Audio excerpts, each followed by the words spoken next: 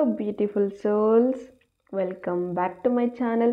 Friends, ಇವತ್ತಿನ ಒಂದು reading ನಿಮ್ಮ ಪರ್ಸನ್ ಅವರ ಕರೆಂಟ್ ಎನರ್ಜೀಸ್ ಏನಿದೆ, ಅವರು ನಿಮಗೆ ಏನು ಹೇಳಬೇಕು ಅಂದ್ಕೊಳ್ತಾ ಇದ್ದಾರೆ, ಏನು ಫೀಲ್ ಮಾಡ್ತಾ ಇದ್ದಾರೆ ಅನ್ನೋದ್ರ ಬಗ್ಗೆ ಕ್ಯಾಂಡಲ್ ವ್ಯಾಕ್ಸ್ ಮುಖಾಂತರ ನೋಡೋಣ.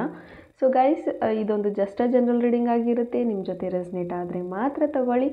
ಹಾಗೆ ಇದೊಂದು ಟೈಮ್ಲೆಸ್ ರೀಡಿಂಗ್ ಆಗಿರುತ್ತೆ. ಯಾವಾಗ ನೀವು ಸ್ಕ್ರೀನ್ ಮೇಲೆ ನೋಡ್ತೀರಾ ಆವಾಗ ಇದು ನಿಮಗೆ ರೆಸ್ನೇಟ್ ಆಗುವಂಥದ್ದು. ಪರ್ಸ್ನಲ್ ರೀಡಿಂಗ್ ಯಾರಿಗೆಲ್ಲ ಬೇಕೋ ಡಿಸ್ಕ್ರಿಪ್ಷನಲ್ಲಿರುವಂತಹ ನಂಬರ್ಗೆ ನೀವು ಕಾಂಟ್ಯಾಕ್ಟ್ ಮಾಡಬಹುದು. ಆ್ಯಂಡ್ ರಿಲೇಷನ್ಶಿಪ್ ವೆಬಿನಾರ್ನ ಯಾರು ಜಾಯಿನ್ ಆಗಬೇಕು ಅಂದ್ಕೊಳ್ತಾ ಇದ್ದೀರಾ ಆ್ಯಂಡ್ ನಿಮ್ಮ ಲೈಫಲ್ಲಿ ನಿಮ್ಮ ಒಂದು ರಿಲೇಷನ್ಶಿಪ್ ಅಲ್ಲಿ ಥರ್ಡ್ ಪಾರ್ಟಿ ಇಶ್ಯೂಸ್ ಇದೆ, ಮ್ಯಾರೇಜ್ ಆಗಿದೆ ಬಟ್ ಸ್ಟಿಲ್ ಆ ಮ್ಯಾರೇಜಲ್ಲಿ ಖುಷಿ ಇಲ್ಲ, ನನ್ನ ಪರ್ಸನ್ ನನ್ನನ್ನು ಚೆನ್ನಾಗಿ ನೋಡ್ಕೊಳ್ತಾ ಇಲ್ಲ, ಹ್ಯಾಪಿ ಫೀಲ್ ಮಾಡ್ತಾ ಇಲ್ಲ, ನಾನು ರಿಲೇಷನ್ಶಿಪ್ಪಲ್ಲಿ ಹ್ಯಾಪಿ ಆಗಿಲ್ಲ, ಮುಂಚೆ ಥರ ಇರುವಂಥ ಹ್ಯಾಪಿನೆಸ್ ಆ ಒಂದು ರಿಲೇಷನ್ಶಿಪ್ಪಲ್ಲಿ ಸಿಗ್ತಾ ಇಲ್ಲ ಅಂದರೆ ಈ ಒಂದು ರಿಲೇಷನ್ಶಿಪ್ ವೆಬಿನಾರ್ ನಿಮಗೋಸ್ಕರ ಅಂತ ಹೇಳ್ತೀನಿ. ಡೆಫಿನೆಟ್ಲಿ ಈ ಒಂದು ರಿಲೇಷನ್ಶಿಪ್ನ ನೀವು ಅಟೆಂಡ್ ಆಗೋದ್ರಿಂದ ನಿಮ್ಮ ಮ್ಯಾರೇಜ್ ಕೂಡ ಹೀಲ್ ಆಗುತ್ತೆ. ಅಥವಾ ನಿಮ್ಮ ಸ್ಪೆಸಿಫಿಕ್ ಪರ್ಸನ್ ಜೊತೆ ನೀವು ಮ್ಯಾರೇಜ್ನ ಅಟ್ರ್ಯಾಕ್ಟ್ ಮಾಡಬೇಕು ಅಂತ ಇದ್ದರೆ ಈ ಒಂದು ವೆಬಿನಾರ್ ನಿಮಗೆ ಹೆಲ್ಪ್ ಆಗುತ್ತೆ. ಆ್ಯಂಡ್ ನಿಮ್ಮ ಇಬ್ಬರ ಮಧ್ಯೆ, ನಿಮ್ಮ ಒಂದು ಹಸ್ಬೆಂಡ್ ವೈಫ್ ಅಥವಾ ಪಾರ್ಟ್ನರ್ಸ್ ಮಧ್ಯೆ ಏನಾದರೂ ಥರ್ಡ್ ಪಾರ್ಟಿ ಎಂಟ್ರಿ ಆಗಿದೆ, ಅದರಿಂದ ಹೊರಗೆ ಬರಬೇಕು ಅಂದರೆ ಕೂಡ ಈ ಒಂದು ರಿಲೇಷನ್ಶಿಪ್ ನಿಮಗೆ ಹೆಲ್ಪ್ ಮಾಡುತ್ತೆ ಅಂತ ಹೇಳಬಹುದು. ಸೊ ವೆಬಿನಾರ್ನ ಜಾಯಿನ್ ಆಗೋದಕ್ಕೆ ಡಿಸ್ಕ್ರಿಪ್ಷನಲ್ಲಿರುವಂತಹ ನಂಬರ್ಗೆ ನೀವು ಕಾಂಟ್ಯಾಕ್ಟ್ ಮಾಡಿ, ನಾನು ಅಲ್ಲಿ ಡೀಟೇಲ್ಸ್ಗಳನ್ನು ಕಳಿಸ್ತೀನಿ. And don't miss the opportunity guys. ನಾನು ಥರ್ಡ್ ಪಾರ್ಟಿ ಸಿಚುವೇಶನ್ಸ್ ಬಗ್ಗೆ ಫಾರ್ ದಿ ಫಸ್ಟ್ ಟೈಮ್ ನಾನು ಈ ವೆಬಿನಾರ್ನ ಕಂಡಕ್ಟ್ ಮಾಡ್ತಾ ಇದ್ದೀನಿ. ಸೊ ದಟ್ ಈ ಒಂದು ಅಪರ್ಚುನಿಟಿನ ಎಲ್ಲರೂ ಬೆಳೆಸ್ಕೊಳ್ಳಿ ಅಂತ. ಸೊ ಕೆಲವೊಂದು ರಿಚುವಲ್ಸ್ ಎಲ್ಲ ಟೆಸ್ಟ್ ಆ್ಯಂಡ್ ಟ್ರೈಡ್ ಇದೆ. ಸೊ ಮೆಡಿಟೇಷನ್ಸ್ ಕೂಡ ಇದೆ. ಸೊ ಈ ಒಂದು ರಿಲೇಷನ್ಶಿಪ್ಪಲ್ಲಿ ಥರ್ಡ್ ಪಾರ್ಟಿ ಸಿಚುವೇಶನ್ನ ರಿಮೂವ್ ಮಾಡೋದಕ್ಕೋಸ್ಕರ ಮೆಡಿಟೇಷನ್ಸ್ ಆ್ಯಂಡ್ ಹೀಲ್ ಮಾಡೋದಕ್ಕೋಸ್ಕರ ಒಂದು ಅಫರ್ಮೇಷನ್ಸ್ ಆಗಿರಬಹುದು ಅಥವಾ ಟೆಕ್ನಿಕ್ಸ್ಗಳಾಗಿರಬಹುದು, ಪ್ರತಿಯೊಂದು ತುಂಬ ಇಂಟ್ರೆಸ್ಟಿಂಗ್ ಆಗಿ ನಾನು ಈ ಒಂದು ಕೋರ್ಸ್ನ ಡಿಸೈನ್ ಮಾಡಿದ್ದೀನಿ.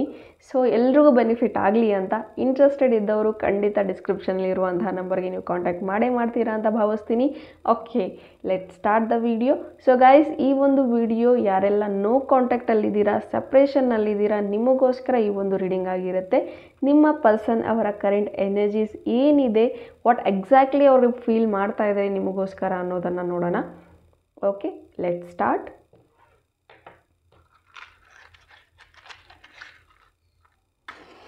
ಸೊ ನಿಮ್ಮ ಪರ್ಸನ್ ಅವ್ರನ್ನ ಮನಸ್ಸಲ್ಲಿ ನೆನೆಸ್ಕೊಳ್ಳಿ. ಸೊ ಅವರ ಒಂದು ಹೆಸರನ್ನು 3 ಬಾರಿ ಹೇಳ್ಕೊಳ್ಳಿ. ಈ ಫ್ಲೇಮ್ನೇ ನೋಡ್ತಾ, ಸೊ ದಟ್ ವಾಟ್ ಎಕ್ಸಾಕ್ಟ್ಲಿ ಈ ಒಂದು ಪರ್ಸನ್ ನಿಮ್ಮ ಬಗ್ಗೆ ಥಿಂಕ್ ಮಾಡ್ತಾ ಇದ್ದಾರೆ, ಫೀಲ್ ಮಾಡ್ತಾ ಇದ್ದಾರೆ ಅಂತ ನೋಡೋಣ.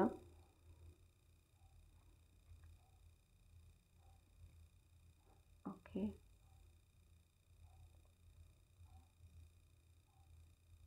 ಎಲ್ಲೋ ಒಂದು ಕಡೆ ಈ ಒಂದು ಪರ್ಸನ್ ತುಂಬ ಸ್ಟಕ್ ಎನರ್ಜಿನಲ್ಲಿದ್ದಾರೆ, ಸ್ಟ್ರೆಸ್ಸಲ್ಲಿದ್ದಾರೆ ಅಂತ ಹೇಳಬಹುದು. ಲೈಫಲ್ಲಿ ಏನಾಗ್ತಾ ಇದೆ ಅನ್ನೋ ಕ್ಲಾರಿಟಿ ಇಲ್ಲ. ಆ್ಯಂಡ್ ಸಪ್ರೇಷನ್ನಲ್ಲಿದ್ದೀರಾ, ನೋ ಕಾಂಟ್ಯಾಕ್ಟಲ್ಲಿದ್ದೀರಾ. ಆ್ಯಂಡ್ ಅಫ್ಕೋರ್ಸ್ ಅವ್ರ ಕಡೆಯಿಂದನೂ ಒಂದಾಗಬೇಕು ಅನ್ನೋ ಒಂದು ಎಫರ್ಟ್ ಕಾಣ್ತಾ ಇದೆ. ಬಟ್ ಎಲ್ಲೋ ಒಂದು ಕಡೆ ಅವರಿಗೆ ಒಂದು ಚಾನ್ಸ್ ಅನ್ನೋದು ಬೇಕಾಗಿದೆ. ಬಟ್ ಯಾವ ರೀತಿ ಕಾಂಟ್ಯಾಕ್ಟ್ ಮಾಡಬೇಕು ಅಂತಲೂ ಗೊತ್ತಾಗ್ತಾ ಇಲ್ಲ.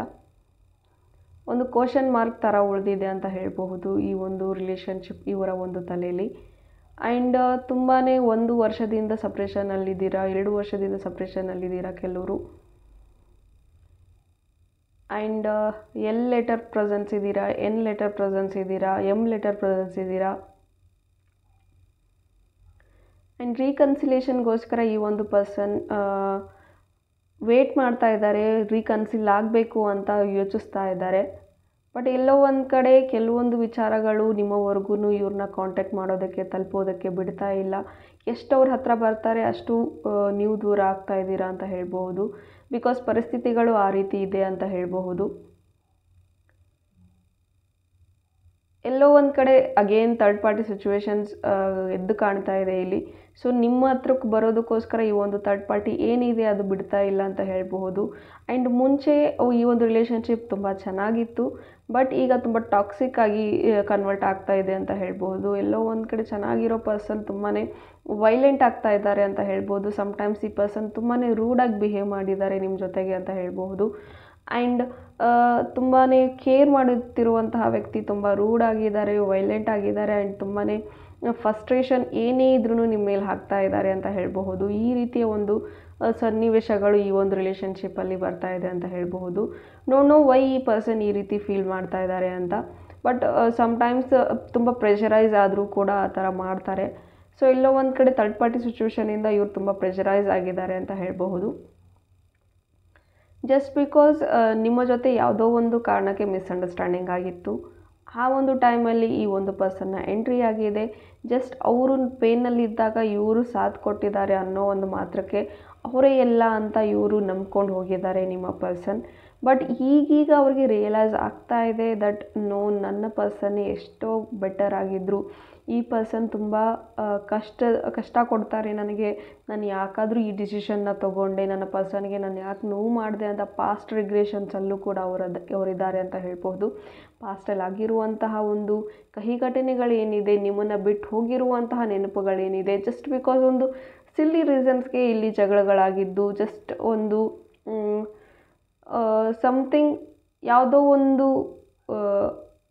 ಸಣ್ಣ ಪುಟ್ಟ ವಿಚಾರಕ್ಕೆ ಸಪೋಸ್ ಕಾಲ್ ಮಾಡಿಲ್ಲ, ಟೈಮ್ ಕೊಡ್ತಿಲ್ಲ ಅನ್ನೋ ಒಂದು ಕಾರಣಕ್ಕೋಸ್ಕರ ಜಗಳ ಆದಂಥ ಒಂದು ಸಣ್ಣ ಆರ್ಗ್ಯುಮೆಂಟ್ ಈಗ ತೀರಾ ಸಪ್ರೇಷನ್ನಲ್ಲಿ ಇರೋ ಅಷ್ಟರ ಮಟ್ಟಿಗೆ ಈ ಒಂದು ರಿಲೇಷನ್ಶಿಪ್ ತೊಗೊಂಡಾಗಿದೆ ಅಂತ ಹೇಳ್ಬೋದು. ಆ್ಯಂಡ್ ಇಲ್ಲಿ ನೀವು ತುಂಬ ಒಂಟಿಯಾಗಿದ್ರಿ ಅಂತ ಹೇಳಬಹುದು. ಒಂಟಿಯಾಗಿರೋ ಟೈಮಲ್ಲಿ ಈ ಪರ್ಸನ್ನ ಎಂಟ್ರಿ ಆಗಿದೆ. ಸೊ ಬಟ್ ಎಲ್ಲ ನಾನೇ ಅಂತ ಹೇಳಿ ಇನ್ನೇನು ಹೊಸದಾಗಿ ಲೈಫ್ನ ನೀವು ಇವ್ರ ಜೊತೆ ಶುರು ಮಾಡಬೇಕು, ನಂಬಬೇಕು ಅನ್ನೋ ಅಷ್ಟರಲ್ಲಿ ಮತ್ತು ಇವರಿಂದನೂ ನಿಮಗೆ ದುಃಖ ಅನ್ನೋದಾಗಿದೆ ಅಂತ ಹೇಳಬಹುದು. ಆ್ಯಂಡ್ ಈ ಪರ್ಸನ್ ಅದನ್ನೇ ನೆನಪು ಮಾಡ್ಕೊಳ್ತಾ ಇರ್ತಾರೆ. ನಾನು ಎಲ್ಲನೂ ಸರಿ ಮಾಡ್ತೀನಿ ಅಂತ ಈ ಪರ್ಸನ್ ಲೈಫಲ್ಲಿ ಎಂಟ್ರಿ ಆದೆ. ಬಟ್ ಎಲ್ಲೋ ಒಂದು ಕಡೆ ನಾನೇ ಇವರಿಗೆ ದುಃಖ ಅನ್ನೋದನ್ನು ಕೊಡ್ತಾ ಇದ್ದೀನಿ. ನಾನು ಇವ್ರಿಗೆ ಡಿಸರ್ವ್ ಅಲ್ಲ, ನಾನು ತುಂಬಾ ತಪ್ಪು ಮಾಡಿದ್ದೀನಿ, ನನ್ನ ತಪ್ಪುಗಳನ್ನ ತಿದ್ಕೋಬೇಕು, ಇನ್ನೊಂದು ಅವಕಾಶ ಕೊಡು ಅಂತ ಕೇಳಬೇಕು ಅಂತ ಈ ಪರ್ಸನ್ ಫೀಲ್ ಮಾಡ್ತಾ ಇದ್ದಾರೆ. ಆ್ಯಂಡ್ ಇವ್ರಿಗೆ 2 ದಾರಿಗಳು ಕಾಣಿಸ್ತಾ ಇದೆ. ಯಾವ ದಾರಿಗೆ ಹೋಗಬೇಕು ಅಂತಲೂ ಗೊತ್ತಾಗ್ತಾ ಇಲ್ಲ ಅವ್ರಿಗೆ. ಮಧ್ಯದಲ್ಲಿ ಇದ್ಕೊಂಡು ಸ್ಟಕ್ ಆಗಿದ್ದಾರೆ ಅಂತ ಹೇಳಬಹುದು.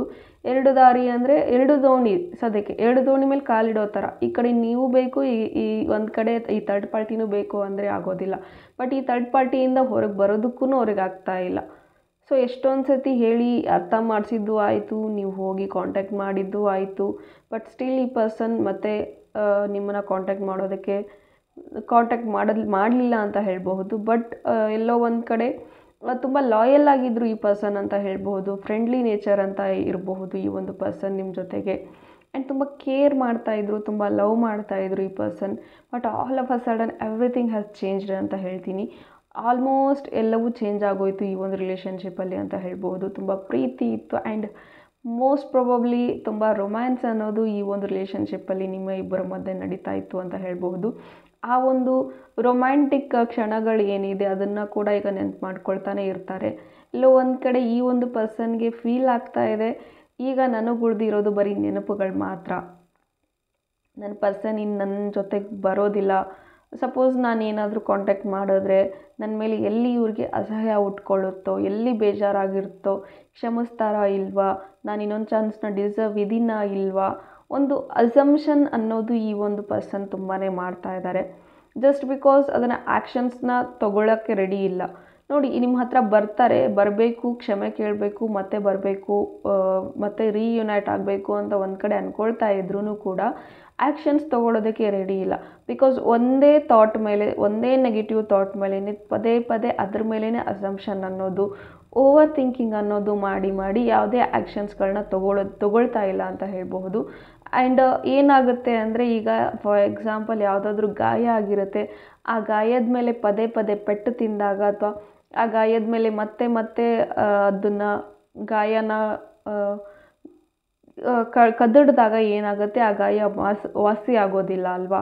ಸೊ ಇನ್ನೂ ಜಾಸ್ತಿ ಗಾಯ ಆಗುತ್ತೆ. ಸೊ ಆ ಥರ ಈ ಒಂದು ಪರ್ಸನ್ ಎಷ್ಟು ನೆಗೆಟಿವ್ ಥಿಂಕ್ ಮಾಡ್ತಾರೆ ಅಂದರೆ, ಮತ್ತು ಇನ್ನೂ ಇವ್ರಿಗೇನೆ ನೆಗೆಟಿವಿಟಿ ಇನ್ನೂ ಜಾಸ್ತಿ ಆಗುತ್ತೆ. ಅದರಿಂದ ಆ್ಯಂಗ್ಸೈಟಿ ಅನ್ನೋದು ಆಗ್ತಾ ಇದೆ, ಅದರಿಂದ ಫ್ರಸ್ಟ್ರೇಷನ್ ಆಗ್ತಾ ಇದ್ದಾರೆ, ಯಾವುದು ಸರಿ ಮಾಡಬೇಕು ಅಂದ್ಕೊಳ್ತಾ ಇಲ್ಲ. ಆ್ಯಂಡ್ ಒಂದು ಕಂಫರ್ಟ್ ಝೋನಿಂದ ಈ ಒಂದು ಪರ್ಸನ್ ಹೊರಗೆ ಬರೋದಕ್ಕೆ ರೆಡಿ ಇಲ್ಲ ಅಂತ ಹೇಳ್ತೀನಿ. ಎಲ್ಲೋ ಒಂದು ಕಡೆ ಒಂದು ಕಂಫರ್ಟ್ ಝೋನ್, ಓಕೆ ನನ್ನ ಲೈಫ್ ಇಷ್ಟೇ, ನನ್ನ ಲೈಫ್ ಇನ್ಯಾರದ್ದೋ ಕಂಟ್ರೋಲಲ್ಲಿದೆ, ಅವ್ರು ಹೆಂಗೆ ಹೇಳ್ತಾರೆ ಹಾಗೆ ನಡೆದ್ಬಿಡೋಣ, ಇನ್ನೇನು ಮುಗ್ದೇ ಹೋಯಿತು. ಆ್ಯಂಡ್ ಈ ಒಂದು ಪರ್ಸನ್ ಏನು ಫೀಲ್ ಮಾಡ್ತಾ ಇದ್ದಾರೆ, ನನ್ನ ಲೈಫ್ ಮುಗಿದು ಹೋಯಿತು ಅಂತ. ಜಸ್ಟ್ ಬಿಕಾಸ್ ಇವರ ಒಂದು ಲೈಫ್ನ ಒಂದು ಕೀಲಿ ಕೈ ಏನಿದೆ, ಈ ಒಂದು ಥರ್ಡ್ ಪಾರ್ಟಿ ಸಿಚುವೇಶನ್ ಏನಿದ್ದಾರೆ ಅವ್ರ ಕೈ ಕೊಟ್ಟು ಕೂತಿದ್ದಾರೆ ಅಂತ ಹೇಳ್ಬೋದು. ಈಗಲೂ ಈ ಪರ್ಸನ್ ಕಡೆ ಚಾನ್ಸ್ ಇದೆ ಹೊರಗೆ ಬರೋದಕ್ಕೋಸ್ಕರ, ಬಟ್ ಎಲ್ಲವನ್ನೂ ಬರ್ಡನ್ನಾಗಿ ಹೊರೆಯಾಗಿ ಕೂತ್ಕೊಂಡಿದ್ದಾರೆ ಅಂತ ಹೇಳಬಹುದು. ಎಲ್ಲೋ ಒಂದು ಕಡೆ ಇವ್ರ ಲೈಫೇ ಇವ್ರಿಗೆ ಹೊರೆ ಅನ್ನೋ ಥರ, ಭಾರ ಅನ್ನೋ ಥರ ಫೀಲ್ ಮಾಡ್ತಾ ಇದ್ದಾರೆ. ಆ್ಯಂಡ್ ನಾನು ಯಾರಿಗೂ ಭಾರ ಆಗಿರಬಾರ್ದು, ನನಗೆ ನನ್ನ ಲೈಫ್ ಭಾರ ಆಗ್ತಾಯಿದೆ, ಇನ್ನೂ ಬೇರೆದವ್ರ ಹತ್ರ ಹೋದರೆ, ಇನ್ನೂ ನನ್ನ ಪರ್ಸನ್ ಹತ್ರ ಹೋದರೆ ನಾನು ಅವ್ರಿಗೆ ಭಾರ ಆಗಿಬಿಡ್ತೀನಿ, ಅವ್ರಿಗೆ ತೊಂದರೆ ಆಗಿಬಿಡುತ್ತೆ. ಎಲ್ಲೇ ಇರಲಿ, ಹೇಗೆ ಇರಲಿ, ಅವ್ರು ಚೆನ್ನಾಗಿರಲಿ, ನನ್ನ ಬರ್ಡನ್ ಏನಿದೆ, ನನ್ನ ನೋವು ಏನಿದೆ ನಾನೇ ಅನುಭವಿಸ್ತೀನಿ, ನಾನು ಮಾಡಿರುವಂತಹ ಮೋಸಕ್ಕೆ, ನಾನು ಮಾಡಿರುವಂತಹ ತಪ್ಪಿಗೆ ನಂಗೆ ಸರಿಯಾದಂತಹ ಶಿಕ್ಷೆ ಆಗಿದೆ. ಈ ರೀತಿಯ ವಿಚಾರಗಳನ್ನು ಇವರು ಯೋಚನೆ ಮಾಡ್ತಾ ಇದ್ದಾರೆ. ಆ್ಯಂಡ್ ಸ್ಟಿಲ್ ಈ ಒಂದು ಪರ್ಸನ್ಗೆ ನಿಮ್ಮ ಮೇಲೆ ಫೀಲಿಂಗ್ಸ್ ಇದೆ. ನಿಮ್ಮೊಟ್ಟಿಗೆ ಕಳೆದಂತಹ ಕ್ಷಣಗಳನ್ನ, ನೆನಪುಗಳೇನಿದೆ ಅದ್ರ ಮೇಲೆ ಇನ್ನೂ ಆ ಒಂದು ನೆನಪುಗಳನ್ನ ನೆನಪಿಸ್ಕೊಳ್ತಾನೆ ಇರ್ತಾರೆ. ರಾತ್ರಿ ಹೊತ್ತಾದರೆ ನಿಮ್ಮದೇ ನೆನಪಲ್ಲೇ ಇರ್ತಾರೆ. ಆ್ಯಂಡ್ ಸಮ್ಟೈಮ್ಸ್ ಅವ್ರ ಕನಸಲ್ಲಿ ನೀವು ಅವಾಗವಾಗ ಕಾಣಿಸ್ಕೊಳ್ತಾನೂ ಇರ್ತೀರ.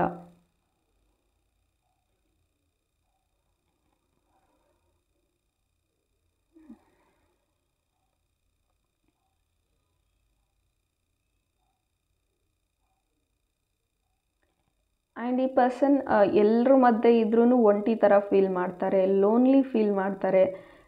ಏನೋ ಇವ್ರು ಕಳ್ಕೊಂಡಿರೋ ಥರ, ಕಂಪ್ಲೀಟ್ ಇಲ್ಲ, ಇನ್ಕಂಪ್ಲೀಟ್ ಅನ್ನೋ ಥರ ಫೀಲ್ ಮಾಡ್ತಾರೆ. ಜಸ್ಟ್ ಬಿಕಾಸ್ ನೀವು ಅವ್ರ ಲೈಫಲ್ಲಿ ಇದ್ದಾಗ ಅವ್ರು ಕಂಪ್ಲೀಟ್ ಅಂತ ಇತ್ತು, but now he is incomplete or she is incomplete ಅಂತ ಫೀಲ್ ಮಾಡ್ತಾ ಇದ್ದಾರೆ. ನೀವಿದ್ದಾಗ ನನ್ನ ಲೈಫ್, ನನ್ನ ಪಾರ್ಟ್ನರ್ ಇದ್ದರೆ ನನ್ನ ಲೈಫ್ ಚೆನ್ನಾಗಿರುತ್ತೆ, ಎಲ್ಲವೂ ಚೆನ್ನಾಗಿರುತ್ತೆ ಅಂತ ಅವ್ರು ಫೀಲ್ ಮಾಡ್ತಾಯಿದ್ರು. ಬಟ್ ಆ್ಯಸ್ ನೀವು ಇಲ್ಲದ ಕಾರಣ ತುಂಬ ಮಿಸ್ ಮಾಡ್ಕೊಳ್ತಾರೆ, ಇನ್ಕಂಪ್ಲೀಟ್ ಅಂತ ಫೀಲ್ ಮಾಡ್ತಾರೆ, ನನ್ನ ಲೈಫಲ್ಲಿ ಇನ್ನೇನು ಇಲ್ಲ ಅಂತ ಫೀಲ್ ಮಾಡ್ತಾ ಇದ್ದಾರೆ. ಆ್ಯಂಡ್ ನನ್ನ ಪರ್ಸನ್ ನನ್ನ ಜೊತೆ ತುಂಬ ಹಾನೆಸ್ಟ್ ಆಗಿದ್ದರು, ತುಂಬ ಲಾಯಲ್ ಆಗಿದ್ದರು. ಬಟ್ ಆ ಒಂದು ಹಾನೆಸ್ಟಿನ ನಾನು ಉಳಿಸ್ಕೊಳ್ಳಿಲ್ಲ, ಆ ಒಂದು ಪ್ರೀತಿನ ನಾನು ಉಳಿಸ್ಕೊಳ್ಳಿಲ್ಲ ಅಂತ ಹೇಳ್ತಾ ಇದ್ದಾರೆ. ಆ್ಯಂಡ್ ಇಲ್ಲಿ ಅವ್ರು ಹೇಳ್ತಾ ಇರೋದು, ನಿಮ್ಮ ಮಧ್ಯೆ ಒಂದು ಮ್ಯಾಚುರಿಟಿ ಏನಿತ್ತು, ಅವರಿಗಿಂತ ಚೆನ್ನಾಗಿ ನಿಮ್ಮ ಹತ್ರ ಆ ಒಂದು ಬುದ್ಧಿವಂತಿಕೆ ಏನಿತ್ತು, ಸಮಸ್ಯೆಗಳನ್ನು ಹ್ಯಾಂಡಲ್ ಮಾಡುತ್ತಿರುವಂತಹ ರೀತಿ ಏನಿತ್ತು, ಅವರಿಗೆ ಧೈರ್ಯ ಕೊಡುವಂತಹ ಒಂದು ರೀತಿ ಏನಿತ್ತು, ಅದು ತುಂಬಾ ಇವ್ರು ನೆನಪು ಮಾಡ್ಕೊಳ್ತಾರೆ ಅಂತ ಹೇಳಬಹುದು. ನಿಮ್ಮ ಹತ್ರ ಒಂದು ಒಳ್ಳೆ ಫ್ರೆಂಡ್ಶಿಪ್ಪಿಗೂ ಮೀರಿದಂತಹ ಸಂಬಂಧ ನಿಮ್ಮದಾಗಿತ್ತು ಅಂತ ಅವರು ಎಷ್ಟೊಂದು ಸತಿ ಅಂದಿದ್ದಾರೆ. ಒಳ್ಳೆ ಬೆಸ್ಟ್ ಫ್ರೆಂಡ್ ನನಗೆ ನೀನು ಸಿಕ್ಕಿದೀಯಾ ಅಂತ ನಿಮಗೆ ಎಷ್ಟೊಂದು ಸತಿ ಹೇಳಿದ್ದಾರೆ. ಸೊ ಆ ಒಂದು ಫ್ರೆಂಡ್ಶಿಪ್ ಬಾಂಡಿಂಗ್ ಮತ್ತೆ ಎಲ್ಲೂ ಸಿಗ್ತಾ ಇಲ್ಲ ಅನ್ನೋದನ್ನು ಅವರು ಗಿಲ್ಟಲ್ಲಿ ಹೇಳ್ಕೊಳ್ತಾ ಇದ್ದಾರೆ, ಫೀಲ್ ಮಾಡ್ತಾ ಇದ್ದಾರೆ ಅಂತ ಹೇಳಬಹುದು. ಸಚ್ ಇನ್ ಕೇಸ್ ಈ ಪರ್ಸನ್ ನನ್ನ ಹತ್ರ ಬಂದರೆ, ನನ್ನ ಪರ್ಸನ್ನ ಹಗ್ ಮಾಡ್ಕೋಬೇಕು, ಹಗ್ ಮಾಡ್ಕೊಂಡು ನಾನು ಅಳಬೇಕು, I want to hug my person, ಈ ರೀತಿ ಫೀಲ್ ಮಾಡ್ತಾ ಇದ್ದಾರೆ. They want to hug you guys. And ಕ್ಷಮೆ ಕೇಳಬೇಕು ಅಂತಲೂ ಅಂದ್ಕೊಳ್ತಾ ಇದ್ದಾರೆ. ಆ್ಯಂಡ್ ಇಲ್ಲಿ ಕೆಲವರು ಟ್ವಿನ್ ಫ್ಲೇಮ್ ಎನರ್ಜಿನಲ್ಲಿ ಇದ್ದೀರಾ ಅಂತ ಹೇಳಬಹುದು. ನನಗೆ ಟ್ವಿನ್ ಫ್ಲೇಮ್ ಎನರ್ಜಿ ಕಾಣಿಸ್ತಾ ಇದೆ ಇಲ್ಲಿ. So you guys in twin flame. So twin ಫ್ಲೇಮಲ್ಲಿ ಇದ್ದಾಗ ಏನಾಗುತ್ತೆ, ಸಮ್ಟೈಮ್ಸ್ ಎಷ್ಟೇ ಪ್ರೀತಿ ಇದ್ರೂ, ಎಷ್ಟೇ ಪ್ರಯತ್ನ ಪಟ್ಟರೂ ಒಂದಾಗೋದಕ್ಕೆ ಆಗ್ತಾ ಇರಲ್ಲ. ಜಸ್ಟ್ ಬಿಕಾಸ್ ಆಫ್ ಪಾಸ್ಟ್ ಕರ್ಮಗಳಿಂದನೂ ಆ ಥರ ಆಗ್ತಾ ಇರುತ್ತೆ.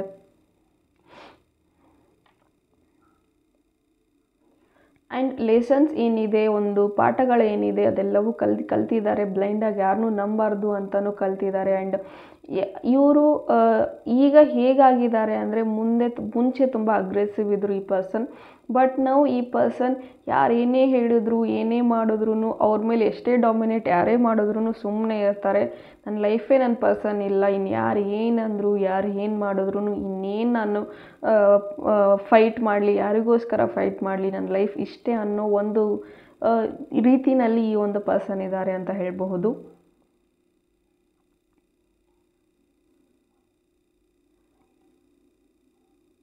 ಆ್ಯಂಡ್ ಚಿಕ್ಕದಾಗಿ ಒಂದು ಹೋಪ್ ಇದೆ, ಮತ್ತೆ ನಾವಿಬ್ಬರು ಒಂದಾಗ್ತೀವಿ, ಯಾವುದೋ ಒಂದು ವರ್ಷದಲ್ಲಿ, ಯಾವುದೋ ಒಂದು ದಿನದಲ್ಲಿ ನಾವು ಮತ್ತೆ ಒಂದಾಗೇ ಆಗ್ತೀವಿ ಅನ್ನೋ ಒಂದು ಚಿಕ್ಕ ಹೋಪಲ್ಲಿ ಈ ಒಂದು ಪರ್ಸನ್ ಬದುಕ್ತಾ ಇದ್ದಾರೆ ಅಂತ ಹೇಳಬಹುದು. ಎಸ್ ಗೈಸ್, ಇದಾಗಿತ್ತು ನಿಮ್ಮ ಒಂದು ರೀಡಿಂಗ್. ಇಷ್ಟ ಆಗಿದ್ದರೆ ಕಮೆಂಟಲ್ಲಿ ತಿಳಿಸಿ. ಹೋಪ್ ಈ ಒಂದು ರೀಡಿಂಗ್ ನಿಮಗೆ ಇಷ್ಟ ಆಗಿದೆ ಅಂತ ಭಾವಿಸ್ತೀನಿ. ಇಷ್ಟ ಆಗಿದ್ದರೆ ಕಮೆಂಟಲ್ಲಿ ತಿಳಿಸಿ. ಆ್ಯಂಡ್ ಯಾರಿಗೆಲ್ಲ ರಿಲೇಷನ್ಶಿಪ್ ವೆಬಿನಾರ್ನ ಜಾಯಿನ್ ಆಗಬೇಕು, again I am telling, don't miss the opportunity guys. Join the webinar and change your relationship ಅಂತ ಹೇಳ್ತೀನಿ. Thank you. God bless you.